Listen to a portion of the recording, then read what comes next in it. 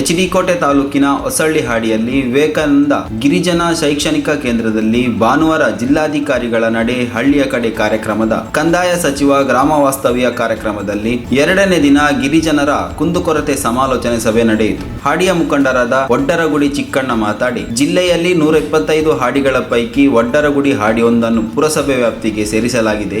ಆದರೆ ಕಂದಾಯ ಗ್ರಾಮವನ್ನಾಗಿ ಸೇರ್ಪಡೆ ಮಾಡದೆ ಪುರಸಭೆಗೆ ಸೇರ್ಪಡೆ ಮಾಡಿರುವುದು 86 ಕುಟುಂಬಗಳಿಗೆ ಸರ್ಕಾರಿ ಸೇವೆ ಪಡೆಯಲು ತೊಂದರೆ ಆಗಿದೆ ಎಂದರು. ಈ ಹಿಂದೆ ಸವೆ ಗ್ರಾಮ ಪಂಚಾಯತ್ ವ್ಯಾಪ್ತಿಯಲ್ಲಿ ಇದ್ದಾಗ ಡಿಮ್ಯಾಂಡ್ಗೆ ಸೇರಿಸಿಲ್ಲ, ಖಾತೆ ಆಗಿಲ್ಲ ಮತ್ತು ಭೂ ಪರಿವರ್ತನೆ ಕೂಡ ಆಗಿಲ್ಲ ಎಂದು ದೂರಿದರು. ಹಾಡಿಯ ಜನರಿಗೆ ಮಾಹಿತಿ ನೀಡದೆ ಅಧಿಕಾರಿಗಳು ಪುರಸಭೆಗೆ ಸೇರಿಸಿದ್ದಾರೆ. ಒಂದು ಚುನಾವಣೆಯಲ್ಲಿ ಪುರಸಭೆಗೆ ಮತ ಕೂಡ ಚಲಾಯಿಸಿದ್ದೇವೆ ಎಂದು ಸಚಿವರ ಗಮನಕ್ಕೆ ತಂದರು. ಈ ಸಂದರ್ಭದಲ್ಲಿ ಗಿರಿಜನ ಮುಖಂಡರಿಂದ ಅಹವಾಲುಗಳನ್ನು ಸ್ವೀಕರಿಸಿ ಮಾತಾಡಿದ ಕಂದಾಯ ಸಚಿವ ಆರ್. ಅಶೋಕ್, ಪುರಸಭೆ ವ್ಯಾಪ್ತಿಯಲ್ಲಿ ಬರುವ ಒಡ್ಡರಗುಡಿ ಹಾಡಿಯನ್ನು ಕಂದಾಯ ಗ್ರಾಮವನ್ನಾಗಿ ಪರಿವರ್ತನೆ ಮಾಡಲು ಜಿಲ್ಲಾಧಿಕಾರಿಗಳು ಕ್ರಮ ವಹಿಸಬೇಕು ಎಂದು ಸೂಚಿಸಿದರು. ಒಡ್ಡರಗುಡಿ ಹಾಡಿಯನ್ನು ಕಂದಾಯ ಗ್ರಾಮವನ್ನಾಗಿ ಪರಿವರ್ತನೆ ಮಾಡದೆ ಪುರಸಭೆ ವ್ಯಾಪ್ತಿಗೆ ಸೇರಿಸಿರುವುದು ಹಾಡಿಯ ಜನರು ಮುಂದಿನ ದಿನಗಳಲ್ಲಿ ಸರ್ಕಾರಿ ಸೌಲಭ್ಯಗಳನ್ನು ಪಡೆಯಲು ತೊಂದರೆ ಆಗುತ್ತದೆ. ಹಾಗಾಗಿ ಶೀಘ್ರವೇ ಪರಿಶೀಲನೆ ನಡೆಸಿ ಜನರಿಗೆ ಅನುಕೂಲ ಮಾಡಿಕೊಡಬೇಕು ಎಂದು ತಿಳಿಸಿದರು. ಡಿಸಿ ಅವರು ಮಾತಾಡಿ ಜನರಿಗೆ ಅನುಕೂಲ ಮಾಡಿಕೊಡುವುದಾಗಿ ಭರವಸೆ ನೀಡಿದರು. ವರದಿ ಮಾಲಾರ ಮಹದೇವ್.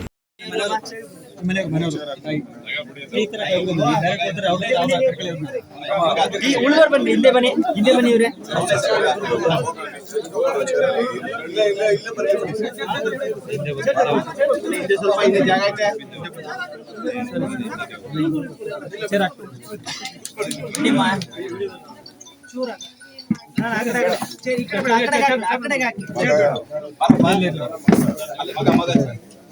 ಮಗ ಇಲ್ಲ ಮೊನ್ನೆ ಹೋಗಿದ್ರು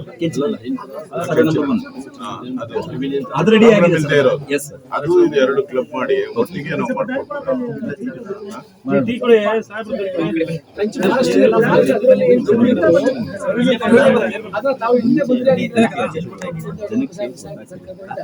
ಅವಾಗನು ಸ್ವಲ್ಪ ಇರುತ್ತೆ ಸರ್. ಅವ್ರಿಗೂ ಒಂದು ಟೋಟಲಿ 524 ಇದು ಮಾಡಿಕೊಂಡು ಯಾರ್ಯಾರು ಸ್ವಾಧೀನದಲ್ಲಿದೆ, ಗ್ರ್ಯಾಂಡ್ ಸರ್ಟಿಫಿಕೇಟ್ ಇದೆ, ಅದನ್ನ ನೋಡ್ಕೊಂಡು ಅದನ್ನ ಮಾಡಿಕೊಟ್ಟು ಸಪ್ರೇಟ್ ಮಾಡೋದಕ್ಕೆ ಅವರು ಸರ್ವೆ ಮಾಡಿಸಿ ಸರ್, ಪುಟಪ್ ಮಾಡಿಸಿ ಕೊಡ್ತಿರೋನಪ್ಪ ದಾಖಲೆಗಳೆಲ್ಲ ಕೊಟ್ರೆ ನಿಮ್ಗೆ 1-2 ತಿಂಗಳ ಒಳಗಡೆ ನಿಮ್ಮ ಹೆಸರಿಗೆಲ್ಲ ಯಾರ್ದಾದ್ರು ಅಕ್ರಮ ಸಕ್ರಮ ಅರ್ಜಿಗಳು ಪೆಂಡಿಂಗ್ ಇದೆ ಅವನು ತಗೊಂಡು ಫೈಲು ಪುಟಪ್ ಮಾಡೋದು, ನಮೂನಾ ವರದಿನೂ ರೆಡಿ ಮಾಡಿ VARI ಅವರು ಅವೆರಡನ್ನೂ ಕೂಡ ಅವ್ರದ್ದು ಸ್ವಾಧೀನ ಇರೋದನ್ನ ಚೆಕ್ ಮಾಡಿ ಸಮಿತಿ ಒಳಗಡೆ ಇಟ್ಕೊಂಡು ಅವರು ಏನಾದ್ರು MLA ಫಸ್ಟ್ ಇದು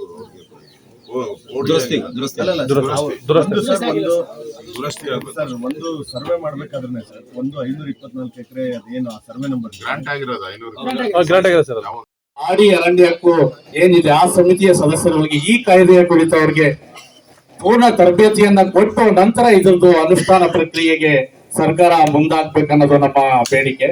ಮತ್ತೆ ಈಗಾಗಲೇ ಏನು 2 ಗುಂಟೆ 3 ಗುಂಟೆ ನಮ್ಮ ಅರಣ್ಯ ಹಕ್ಕು ಕಾಯ್ದೆ ಅಡಿಯಲ್ಲಿ ವೈಯಕ್ತಿಕ ಹಕ್ಕನ್ನ ಕೊಟ್ಟಿದ್ದಾರೆ, ಅದನ್ನ ಮರು ಸರ್ವೆ ಮಾಡಿಸಿ ಪುನಃ ಅವರಿಗೆ ಕಾನೂನು ರೀತಿಯಲ್ಲಿ ಅವ್ರಿಗೆ ವೈಯಕ್ತಿಕ ಹಕ್ಕನ್ನ ಅವ್ರಿಗೆ ಕೊಡಬೇಕು ಅನ್ನೋದು ಬಾರಿ ನಮ್ದು ಮುಖ್ಯವಾದ ಬೇಡಿಕೆ.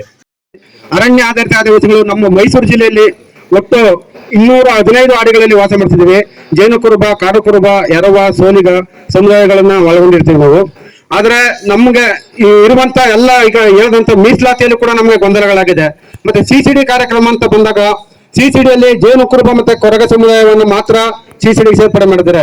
CCDಯಲ್ಲಿ ಸೌಕರ್ಯನ ಸರ್ಕಾರ ಕೈಗೊಂಡು ಅವ್ರಿಗೆ ಮನೆಗಳು ಈ ತರ ಮೂಲಭೂತ ಸೌಕರ್ಯನ ಹಮ್ಮಿಕೊಳ್ಬೇಕು. ಅದು ಈಗ ತಡವಾಗ್ತಾ ಇದೆ. ಮತ್ತೆ ವ್ಯವಸ್ಥಿತವಾಗಿ ಯಾರಿಗೆ ವೈಯಕ್ತಿಕ ಹಕ್ಕು ಕೊಟ್ಟಿದ್ದಾರೆ ಅದನ್ನ ಕಂದಾಯ ದಾಖಲೆಗಳಿಗೆ ಕನ್ವರ್ಟ್ ಮಾಡಬೇಕು. ಇದು ನಮ್ದು ಅರಣ್ಯ ಹಕ್ಕು ಕಾಯ್ದೆಯಲ್ಲಿ ಭಾರಿ ಮುಖ್ಯವಾದ ಬೇಡಿಕೆ. ಅದರಲ್ಲೇ 1972ರಲ್ಲಿ ಏನು ನಾಗರೋಳೆ ಮತ್ತೆ ಬಂಡೀಪುರ ಅರಣ್ಯ ಆದಿವಾಸಿಗಳನ್ನ 3 ಸ್ಥಳದಿಂದ ಎತ್ತಂಗಡಿ ಮಾಡಿ ಅನ್ಯಾಯ ಮಾಡಲಿತ್ತು. ಈ ಘೋರ ಅನ್ಯಾಯವನ್ನು ನಾವು ಇಡೀ ಇವತ್ತಿನ ಗಿರಿಜನ ಪ್ರದೇಶವನ್ನ ಮೊದಲ ಬಾರಿಗೆ ಆಯ್ಕೆ ಮಾಡ್ಕೊಂಡಿದ್ದೀನಿ ನಾನು. ಯಾವುದೇ ಕಂದಾಯ ಸಚಿವರು ಈ ತರ ಗಿರಿಜನ ಹಟ್ಟಿಯಲ್ಲಿ ಹಾಡಿಗಳಲ್ಲಿ ಬಂದು ವಾಸ್ತವ್ಯ ಮಾಡಿರುವಂತದ್ದು ಉದಾಹರಣೆ ಇಲ್ಲ. ಮೊದಲ ಬಾರಿಗೆ ಬಂದಿದ್ದೀನಿ. ಈ ಒಂದು ಗಿರಿಜನರ ಒಂದು ಭಾಗದಲ್ಲಿ ಬಂದು ಹೊಸ ಅನುಭವ ಆಗಿದೆ ನನಗೆ. ಎಲ್ಲ ಧರ್ಮವನ್ನು ಕೂಡ ಸಮಾನವಾಗಿ ಕಾಣುವಂಥದ್ದು ನಮ್ಮ ಪದ್ಧತಿ ಇದೆ. ಎಲ್ಲಾ ಜಾತಿಗೂ ಏನೇನು ಗೌರವ ಕೊಡಬೇಕು ಅದು ಕೊಡ್ತೀರಿ. ಇದು ಬಹಳ ವರ್ಷಗಳದು. ಅದನ್ನು ಈಗ ಜಾರಿಗೆ ತಂದಿದ್ದೀರಿ ಅಷ್ಟೇ. ಅದರಿಂದ ಬಸವರಾಜ ಬೊಮ್ಮಾಯಿ ಅವರಿಗೆ ಎಲ್ಲ ಧನ್ಯವಾದ ಹೇಳ್ಬೇಕು. ಎಲ್ಲರೂ ಒಂದು ಚಪ್ಪಾಳೆ ಹೊಡೆದು ಬಸವರಾಜ ಬೊಮ್ಮಾಯಿ ಅವರಿಗೆ ಧನ್ಯವಾದ ಹೇಳಿ ಧೈರ್ಯ ಮಾಡಿ ತಂದಿದ್ದಾರೆ. ಅದನ್ನು ಉಳಿದಂತ ಸಮುದಾಯಗಳು ಕೂಡ ಅವರ ಬ್ಯಾಕ್ವರ್ಡ್ನೆಸ್ ಇವೆಲ್ಲವನ್ನ ನೋಡಿ ಮುಂದಿನ ದಿನಗಳಲ್ಲಿ ಮುಖ್ಯಮಂತ್ರಿಗಳು ಅದನ್ನ ತೀರ್ಮಾನವನ್ನ ಮಾಡ್ತಾರೆ. ಉದ್ಘಾಟನೆಯನ್ನ ನೆರವೇರಿಸ್ತಾ ಇದ್ದಾರೆ. ಅಮಾವಾಸ್ಯೆಯವರು ದೀಪವನ್ನ ಬೆಳಗ್ತಾ ಇದ್ದಾರೆ.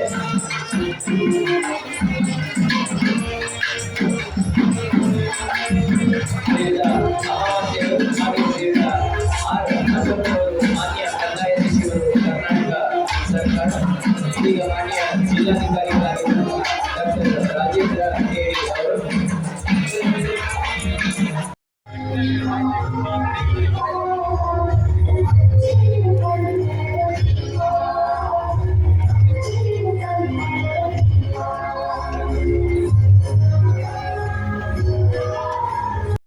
ಪೇಟವನ್ನು ತೊಡಿಸಿ ಜೊತೆಗೆ ಹಾರ ಹಾಗೆ ಫಲ ಪುಷ್ಪಗಳನ್ನ ನೀಡುವುದರೊಂದಿಗೆ ಅವರಿಗೆ ಆತ್ಮೀಯವಾದ ಸ್ವಾಗತವನ್ನ ಸಮರ್ಪಣೆ ಮಾಡ್ತಾ ಇದ್ದಾರೆ.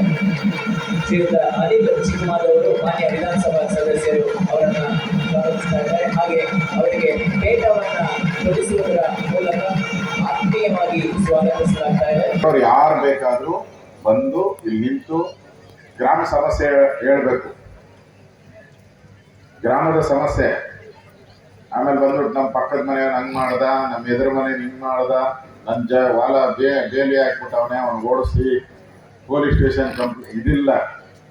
ಊರಿನ ಸಮಸ್ಯೆಗಳು, ಊರಿಂದೇನು, ಶಾಲೆಗೆ ಜಾಗ ಬೇಕಾ, ಸ್ಮಶಾನಕ್ಕೆ ಜಾಗ ಬೇಕಾ, ಯಾವುದಾದ್ರೂ ಸಮುದಾಯಕ್ಕೆ ಜಾಗ ಬೇಕಾ, ಹಕ್ಕುಪತ್ರ ಏನು ಕೊಟ್ಟಿಲ್ಲ, ಈ ಥರದ್ದು ಏನೋ ಇದೆಯೋ ಅದನ್ನ ಹೇಳಿದ್ರೆ ನಮ್ಮ ಇಲಾಖೆದಾದ್ರೆ ನಾನು ಇಲ್ಲೇ ಎಲ್ಲೆಲ್ಲ ಆಗುತ್ತೋ ಇಲ್ಲೇ ಗ್ರಾಂಟ್ ಮಾಡಿಕೊಟ್ಟು, ಬೇರೆ ಇಲಾಖೆದಾದ್ರೆ ಕನ್ಸರ್ನ್ ಇಲಾಖೆಗೆ ನಾನು ಬರೆದು ನಾನು ಕೊಡ್ತೀನಿ. ಅದ್ರ ಜೊತೆಗೆ ನಾನು ಇಲ್ಲಿ ₹1 ಕೋಟಿ ಹಣ ಕೊಡ್ತಾ ಇದ್ದೀನಿ. ಈಗ ನಾನು ಯಾವ ತಾನು ಇಲ್ಲನ ಇದಕ್ಕೆ ಕೊಡೋದ ನಾವು ಅಲ್ಲೇ ಹೋಗ್ತೀವಿ. ನಾನು ಎಲ್ಲೆಲ್ಲಿ ಮುಖ್ಯಮಂತ್ರಿ ಮಾನ್ಯ ಬೊಮ್ಮಾಯಿ ಅವರು ನನ್ನ ಮೇಲೆ ಪ್ರೀತಿಯಿಂದ ವಿಶ್ವಾಸದಿಂದ ಎಲ್ಲೆಲ್ಲಿ ನಾನು ಗ್ರಾಮ ವಾಸ್ತವ್ಯ ಮಾಡ್ತಾರೋ ಆ ಹಳ್ಳಿಗೆ ನಾನು ₹1 ಕೋಟಿ ಅನುದಾನವನ್ನ ಕೊಡ್ತೀನಿ. ಆಲ್ರೆಡಿ ಕೊಡ್ತೀನಿ, ಈಗ ಕೊಟ್ಬಿಟ್ಟಿದ್ದೀನಿ, ಅಕೌಂಟ್ಗೆ ಡ್ರಾ ಮಾಡ್ಬಿಟ್ಟಿದ್ದೀನಿ. ಈಗ DC ಅಕೌಂಟ್ ನಾನು ಈ ಊರಿಗೆ ಹೆಜ್ಜೆ ಇಡಕ್ಕೆ ಮುಂಚೆ ಬಂದ ಮೇಲೆ ಕೊಡ್ತೀನಿ ಅಂತ ಹೇಳ್ತಾರೆ. ತೆಲುಗಲ್ಲಿ ಗೊತ್ತಲ್ಲ, ಸುಸ್ತಾಮ್ ಸೇಸ್ತಾಮ್ ಅಂತ, ತೆಲುಗು ಯಾರಿಗೂ ಬರಲ್ಲ ಇಲ್ಲಿ. ಕೊಡ್ತೀನಿ ಮಾಡ್ತೀನಿ ಅಂತ. ನಾನು ಹಂಗಲ್ಲ, ನಾನು ಈ ಊರಿಗೆ ಹೆಜ್ಜೆ ಇಡೋಕ್ ಮುಂಚೆನೆ ನಾನು ₹1 ಕೋಟಿ ಅಕೌಂಟ್ಗೆ ಟ್ರಾನ್ಸ್ಫರ್ ಮಾಡಿದ್ದೀನಿ, DC ಅಕೌಂಟ್ಗೆ ಟ್ರಾನ್ಸ್ಫರ್ ಮಾಡಿದ್ದೀನಿ. ನೀವು ಊರಲ್ಲೇ ಏನು ತೀರ್ಮಾನ ತೆಗೆದುಕೊಂತೀರೋ ಆ ಕೆಲಸನ ₹1 ಕೋಟಿ ಇಲ್ಲಿ ಮಾಡ್ತಾರೆ. ನೀವು ಮೋರಿ ತಗೊಳ್ತಿರೋ, ರಸ್ತೆ ತಗೊಳ್ತಿರೋ, ಅಥವಾ ಬೇರೆ ಡೆವಲಪ್ಮೆಂಟ್ ಕೂಡ ಬಂದಿದ್ದೀರಿ. ಜೊತೆಗೆ ಬಹಳ ಖುಷಿ ಆಗ್ತದೆ, ಯಾಕಂದ್ರೆ ಮಾನ್ಯ ಕಂದಾಯ ಸಚಿವರು, ನಮ್ಮ ಒಂದು ತಾಲೂಕಿನ ಕಂದಾಯ ಸಚಿವರು ಹಿಂದೆ ಅಧಿವೇಶನದಲ್ಲಿ ಮಾತಾಡಿದಂತ ಸಂದರ್ಭದಲ್ಲಿ ನಿಮ್ಮ ತಾಲೂಕಿಗೆ ನಾನು ಬರ್ತೀನಿ ಅಂತ ಮಾತು ಕೊಟ್ಟಿದ್ರು. ಅದೇ ರೀತಿ ನಮ್ಮ ತಾಲೂಕಿಗೆ ಅವ್ರು ಬಂದಿದ್ದಾರೆ. ಅವ್ರಿಗೂ ಕೂಡ ಹೃತ್ಪೂರ್ವಕ ಸ್ವಾಗತಾಗಳನ್ನ, ಗ್ರಾಮ ವಾಸ್ತವ್ಯ ಕಾರ್ಯಕ್ರಮಗಳನ್ನ ನಮ್ಮ ತಾಲೂಕಿನಲ್ಲಿ ಮಾಡಿದ್ವಿ. ಬಹಳ ಖುಷಿ ಆಗ್ತದೆ. ಅಶೋಕ್ ಸಾಹೇಬರು ಅವರು 6 ಬಾರಿ ಶಾಸಕರಾಗಿ 5 ಖಾತೆಯನ್ನ ಸಾಕಷ್ಟು ಯಾವುದೇ ಒಂದು ಇಲಾಖೆಯ ಕೊಟ್ಟರು ಕೂಡ ಬಹಳಷ್ಟು ವಿಭಿನ್ನ ರೀತಿ ಅದಕ್ಕೆ ಜೀವ ತುಂಬುವಂತ ಕೆಲಸವನ್ನ ಅಶೋಕ್ ಸಾಹೇಬರು ಮಾಡಿದ್ದಾರೆ. ಖಂಡಿತವಾಗ್ಲೂ ಅವರು ಬೆಂಗಳೂರಲ್ಲಿ ಇರ್ತಕ್ಕಂಥ ಪದ್ಮನಾಭ ನಗರದಲ್ಲಿ ಅವರು ಶಾಸಕರಾಗಿ ಕೆಲಸ ಮಾಡಿದಂಥದ್ದು, ವಿವಿಧ ಇಲಾಖೆಯಲ್ಲಿ ಕಾರ್ಯನಿರ್ವಹಿಸಿದಂಥದ್ದು ನಾವೆಲ್ಲರೂ ಕೂಡ ಕೇಳಿದ್ದೇವೆ. ಇವತ್ತು ಬಹಳಷ್ಟು ಅಶೋಕ್ ಸಾಹೇಬ್ರ ಬಗ್ಗೆ ಹೇಳಬೇಕಂದ್ರೆ, ನಾನು ಪ್ರಪ್ರಥಮವಾಗಿ ಅವರು ಸಾರಿಗೆ ಸಚಿವರಿದ್ದಂಥ ಸಂದರ್ಭದಲ್ಲಿ ಅವ್ರನ್ನ ನೋಡಿದ್ದೆ. ನಮ್ಮ ತಂದೆಯವರು ಸುಕನ್ಯಾ ಸಮೃದ್ಧ ಪಾಸ್ ಪುಸ್ತಕ ವಿತರಣೆಯನ್ನ ಮಾಡಲಾಗಿದೆ. ದಯಮಾಡಿ ಸಿದ್ಧರಾಗಿರಬೇಕು. ದೀಕ್ಷಿತ ಚಿನ್ನು BR ಅವರು, ಯಾತ್ಯಶ್ರೀ M ಅವರು, ಶ್ರಾವ್ಯ ಅವರು, ಮಾಹಿನ್ ರವರು, ಹಾಗೆ ರೇವತಿ BR ಅವರು. ಶ್ರೀಯುತ ವೆಂಕಟಾಚಲ BN ರಾಮಾಚಾರ್ ಅವರಿಗೆ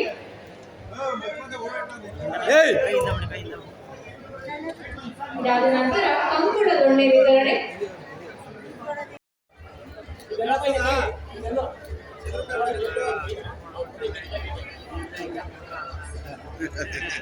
ಮುಖಾಂತರ ವಿಶಿಷ್ಟವಾದ ಉದ್ಘಾಟನೆ ಈ ವೇದಿಕೆಯಲ್ಲಿ ಜರುಗ್ತಾ ಇದೆ.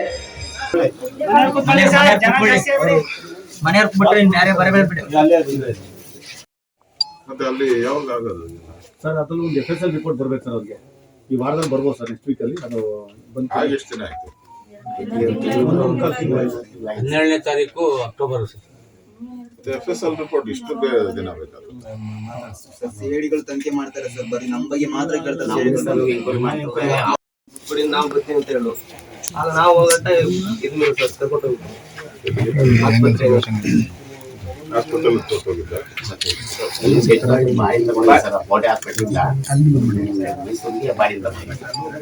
ಅವಾಗ ನಾನು ಫೋನ್ ಮಾಡಿದ್ದೆ ಸರ್ ಏನಕ್ಕೆ ಆಯ್ತು ಯಾವ ತರ ಅಂತ ಹೇಳಿ. ಹೆಂಡತಿ ಇಲ್ಲ? 1 ವರ್ಷ ಆಯ್ತು. ಏನಾಯ್ತು? ತಾಯಿ ಸರ್ ಇವರು ನಿಮ್ಮ ತಂದೆದು ಏನಾಯ್ತು? ತಂದಿನವರು ಬಂದು ಬೆಳಿಗ್ಗೆ ಬಂದು ಸರ್ ಅವರು ಬಂದಿದ್ರು ಮನೆಗೆ ಬಂದ್ಬಿಟ್ಟು ಕೇಳಿದ್ರು, ಭಾವನೆ ಕೇಳಿದ್ರು. ಅಂದ್ರೆ ಭಾವನೆ ಕೇಳ್ಬಿಟ್ಟು ಕೇಸ್ ಆಗಿದೆ ನಿಮ್ಮ ಭಾವನ ಮೇಲೆ ಅಂತ ಹೇಳ್ತಿದ್ರು. ಹೋದ ನಮ್ಮ ಅಣ್ಣ ನೋಡುವಂತೆ ಮೇಲ್ಗಡೆ ಸುರೇಶ್ ಅಣ್ಣ ಅವರು ನೋಡುವಂತೆ. ಎಲ್ಲಿ ಫಾರೆಸ್ಟ್ ಪೊಲೀಸ್ ಸ್ಟೇಷನ್ ಫಾರೆಸ್ಟ್ ಇದ್ವಿ. ಆಮೇಲೆ ಅಣ್ಣ ಅವ್ರು ನೋಡ್ಬಿಟ್ಟು ಅವರು ಮಂಗಳೂರು ದಿನ ಫೋನ್ ಮಾಡಿದ್ರು ಫಾರೆಸ್ಟ್ ಮೇಲೆ.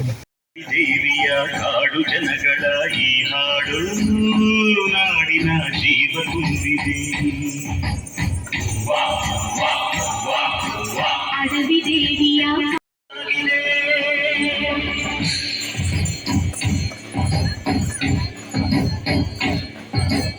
ಅಡವಿ ದೇವಿಯ ಹಾಡು ಜನಗಳ ಈ ಹಾಡು ನಾಡಿನ ಜೀವ ತುಂಬಿದೆ. मांगे नाड़ेयोलु मांगे सफर मांगे बिल्डिंग गोड़े कच्चे काले लाल लिखे बिल्डिंग गोड़े कच्चे काले लाल लिखे बिल्डिंग गोड़े सीगे बाबा बावरिगे बावतरी बाबा बावरिगे सीगे बाबा बावरिगे बावतरी बाबा ಜನರ ಮಧ್ಯೆ ಸೇತುವೆ ಆಗುವಂಥ, ಜನ ಮತ್ತು ಅಧಿಕಾರಿಗಳ ಮಧ್ಯೆ ಸೇತುವೆ ಆಗುವಂಥದ್ದೇ ಗ್ರಾಮ ವಾಸ್ತವ್ಯ.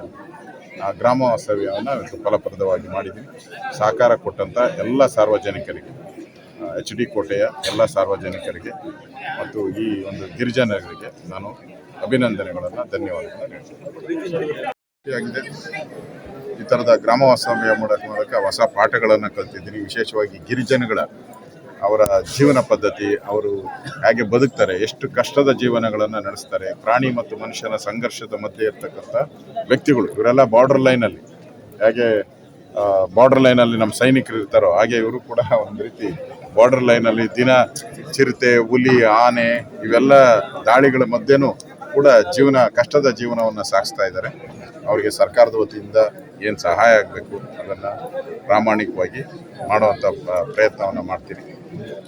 ಈ ಥರ ಗ್ರಾಮ ವಾಸ್ತವ್ಯ ಇಡೀ ರಾಜ್ಯದಲ್ಲಿ ಎಲ್ಲ ಕಡೆ ಇವತ್ತು ಸುಮಾರು 200 ಕಡೆ ನಡೀತಾ ಇದೆ. ಎಲ್ಲ ಕಡೆ ಸಾವಿರಾರು ಜನಕ್ಕೆ ಇದರಿಂದ ಅನುಕೂಲ ಆಗ್ತಾ ಇದೆ, ಪ್ರತಿಫಲ ಸಿಗ್ತಾ ಇದೆ. ಒಬ್ಬ ಜಿಲ್ಲಾಧಿಕಾರಿ ಒಂದು ಹಳ್ಳಿಗೆ ಹೋದಾಗ ನ್ಯಾಚುರಲ್ ಆಗಿ ಅವರೇ ಸುಪ್ರೀಂ ಇರ್ತಾರೆ. ಒಂದು ಜಿಲ್ಲೆಗೆ ಸವಲತ್ತುಗಳು ತಾಯಿ ಕೊಡ್ತಾರೆ, ಆ ರೀತಿ ಕೈ ತುತ್ತನ್ನು ಕೊಡ್ತಾ ಇದ್ರು. ಒಂದೊಂದೇ ಗೆಣಸನ್ನ, ಮರಗೆಣಸನ್ನ, ಕಾಡುಗೆಣಸನ್ನ ಬಿಡಿಸಿ ಆ ಸೊಪ್ಪನ್ನು ಹಾಕಿ ಅದಕ್ಕೆ ಮೆಣಸಿನಕಾಯಿ ಖಾರ ಕೊಟ್ಟು ಒಂದೊಂದೇ ತುತ್ತು ಕೊಡ್ತಾ ಇದ್ರು. ನನಗೂ ಬಾಲ್ಯದ ನೆನಪುಗಳು ಕೂಡ ಬರ್ತದೆ. ಬಾಲ್ಯದಲ್ಲಿ ನಮಗೆ ಮನೆಯಲ್ಲಿ ತಂದೆ ತಾಯಿ ಊಟ ಮಾಡ್ತಾಯಿದ್ರು. ಭಾಳ ಮುಗ್ಧತೆ ಇರುವಂಥ ಜನ. ಅಂಥ ಜನಗಳಿಗೆ ಸರ್ಕಾರದ ವತಿಯಿಂದ ಏನು ಆಗಬೇಕಾಗಿದೆ ಅದನ್ನು ಪ್ರಾಮಾಣಿಕವಾಗಿ ನಾನು ಕೆಲಸ ಮಾಡ್ತೀನಿ. ನನ್ನ ಕೆಲಸ ಶುರು ಮಾಡಬೇಕು. ನೆನ್ನೆ ಬಂದಿದ್ದಿರುತ್ತೆ ಕೆಲಸ ಶುರು ಮಾಡೋಕ್ಕೆ, ಆಗಲಿಲ್ಲ. ನೆನ್ನೆ ಕೆಲಸ ಶುರು ಮಾಡೋಕ್ಕೆ ಈ ವಾರದಲ್ಲಿ ಮಾಡ್ಬೋದು. ಕೆಲಸ ಶುರು ಮಾಡಬೇಕು ಈ ರಸ್ತೆಗೆ ಸಂಬಂಧಪಟ್ಟ. ಒಟ್ಟಾರೆ ಇದೊಂದು ಹಿಂದುಳಿದ ತಾಲೂಕಾಗಿದೆ. ಇದನ್ನು ಅಭಿವೃದ್ಧಿ ಮಾಡುವಂಥ ದೃಷ್ಟಿಯಿಂದ ನನ್ನ ಕೈಲಿ ಏನು ಸಹಾಯ ಇದೆಯೋ ನಾನು ಮಾಡ್ತೀನಿ. ನಾನು ಗ್ರಾಮ ವಾಸ್ತವ್ಯಲ್ಲಿ ಮಾಡಿದ್ದೀನಿ. ಅಲ್ಲಿ ಇವತ್ತು ಸುಮಾರು 120ಕ್ಕೂ ಹೆಚ್ಚು ಮನೆ ಕೇಳಿದ್ದಾರೆ. ಈ ಒಂದು ಗ್ರಾಮ ಪಂಚಾಯತಿಗೆ ಅವ್ರು ಕೊಟ್ಟಿರುವಂಥದ್ದು 5 ಮನೆಗಳು ಮಾತ್ರ ಸರ್ಕಾರದಿಂದ ಕೊಟ್ಟಿರೋದು. ಅದಕ್ಕೆ 120 ಕೇಳಿದ್ದಾರೆ. ನಾನು ವಸತಿ ಸಚಿವರ ಹತ್ರ ಮಾತಾಡಿ 120 ಮನೆನೂ ಇವರಿಗೆ ಗ್ರಾಂಟ್ ಮಾಡುವಂಥದ್ದಕ್ಕೆ ವ್ಯವಸ್ಥೆ ಮಾಡ್ತೀನಿ. ಇಂಥವ್ರನ್ನ ಮಟ್ಟ ಹಾಕುವಂಥದ್ದಕ್ಕೆ ಹಲವಾರು ಕಾನೂನುಗಳಿದೆ. ಮಟ್ಟ ಹಾಕ್ತೀರಿ. ಯಾವುದೇ ನಮ್ಮ ಸರ್ಕಾರ BJP ಸರ್ಕಾರ ಇಂಥ ಭಯೋತ್ಪಾದನಾ ಚಟುವಟಿಕೆಯನ್ನು ಮಟ್ಟ ಹಾಕೋದ್ರಲ್ಲಿ ನಾವೇ ಫಸ್ಟು. ಹಿಂದೆ ಕಾಂಗ್ರೆಸ್ ಇದ್ದಾಗ ಇವ್ರಿಗೆಲ್ಲ ಸ್ವಲ್ಪ ಲೀನಿಯನ್ಸ್ ಇತ್ತು. KFD, ಪಾಪ್ಯುಲರ್ ಫ್ರಂಟು ಇವ್ರಿಗೆಲ್ಲ ಭಾಳ ಫ್ರೀ ಹ್ಯಾಂಡ್ ಕೊಟ್ಟಿದ್ರು. ಅವ್ರ ಮೇಲಿದ್ದ ಕೇಸ್ಗಳೆಲ್ಲ ವಾಪಸ್ ತೆಗೆದ್ರು. ನಾವು ಯಾವುದೂ ತೆಗಿಯಲ್ಲ. ಈ ಥರ ಶಕ್ತಿಗಳನ್ನು ಈಗಾಗಲೇ ಬ್ಯಾನ್ ಮಾಡಿದ್ದಾರೆ, ಕೇಂದ್ರ ಸರ್ಕಾರ ಬ್ಯಾನ್ ಮಾಡಿದೆ. ಉಳಿದಂಥವ್ರು ಈ ಥರ ತಪ್ಪಿಸ್ಕೊಂಡು ಕಳ್ತನವಾಗಿ ಈ ಥರದ್ದೇನು ಜನರನ್ನು ಬೆದರಿಸುವಂಥ ಕೆಲಸವನ್ನು ಮಾಡ್ತಾ ಇದ್ದಾರೆ. ಇವ್ರನ್ನೂ ಕೂಡ ಮಟ್ಟ ಹಾಕ್ತಾರೆ. 2018ರಲ್ಲಿ ಲವ್ ಜಿಹಾದು ಎಲ್ಲ ಮಾಡುವಂಥವ್ರು ಭಾಳ ಟೆರರಿಸ್ಟ್ಗಳೆಲ್ಲ ಅಲ್ಲಿಂದನೇ ಬಂದು, ಹಿಂದೆ KFD ಗಲಾಟೆ ಆದಾಗ ಕೇರಳದಿಂದನೇ ಬಂದು ಹೊಡೆದ್ಬಿಟ್ಟು ಹೋಗಿದ್ರು. ಕೊಡಗಲ್ಲಿ ಗಲಾಟೆ ಆದಾಗಲೂ ಕೂಡ ಕೇರಳದಿಂದ ಬಂದು ಗಲಾಟೆ ಮಾಡಿದ್ದಾರೆ. ಶಿವಮೊಗ್ಗದಲ್ಲಿ ಆದಾಗೂ ಕೂಡ ಕೇರಳದಿಂದ ಬಂದದ್ದು. ಅದು ಹತ್ತಿರ ಇರೋದ್ರಿಂದ ಮೈಸೂರು ಇಲ್ಲಿ ಬಂದು ಗಲಾಟೆ ಮಾಡಿ ತಿರುಗಿ ವಾಪಸ್ ಓಡೋಗ್ಬಿಡ್ತಾರೆ. ಅವರು ಸೇಫ್ಟಿಯಾಗಿ ಕೇರಳಕ್ಕೆ ಹೋಗ್ತಾರೆ. ನಮ್ಮನ್ನು ಯಾರು ಹಿಡಿಯಲ್ಲ ಅಂತ ತಿಳ್ಕೊಂಡಿದ್ದಾರೆ. ಕಾನೂನು ಕೈಗಳು ಭಾಳ ಬಲಾಢ್ಯ ಇದೆ. ನಿಮ್ಮ ಮೆಚ್ಚಿನ ನಮ್ಮ ತುಮಕೂರು ಮಾಧ್ಯಮ 1 ವರ್ಷ ಪೂರೈಸಿದ ಈ ಸಂದರ್ಭದಲ್ಲಿ ನಮ್ಮ ತುಮಕೂರು ಮಾಧ್ಯಮ ನಿಮಗೆ ಧನ್ಯವಾದಗಳನ್ನ ತಿಳಿಸುತ್ತದೆ ಮತ್ತು ನಿಮ್ಮ ಪ್ರೀತಿಗೆ ಸದಾ ಚಿರಋಣಿಯಾಗಿರುತ್ತದೆ. ನೀವು ನಮ್ಮ ಮೇಲೆ ಇಟ್ಟ ನಂಬಿಕೆಯನ್ನು ಉಳಿಸುವ ಪ್ರಾಮಾಣಿಕ ಪ್ರಯತ್ನವನ್ನ ನಮ್ಮ ತಂಡ ಖಂಡಿತವಾಗಿಯೂ ಮಾಡುತ್ತದೆ. ಗೆಲುವಿನ ಹಾದಿಯಲ್ಲಿ ಸದಾ ನಮ್ಮ ಜೊತೆಯಾಗಿರಿ. ನಮ್ಮ ಚಾನೆಲ್ ಅನ್ನು ಸಬ್ಸ್ಕ್ರೈಬ್ ಮಾಡಿ. ಸುದ್ದಿ ಅನ್ನೋದು ಬರೀ ಕಥೆಯಾಗದೆ ನೊಂದ ಜೀವ ಗಾಳಿಗೆ ಬೆಳಕಾಗಿದೆ. ಗೆಲುವಿನ ಹಾದಿಯಲ್ಲಿ ನಗು ಮೂಡಿದೆ.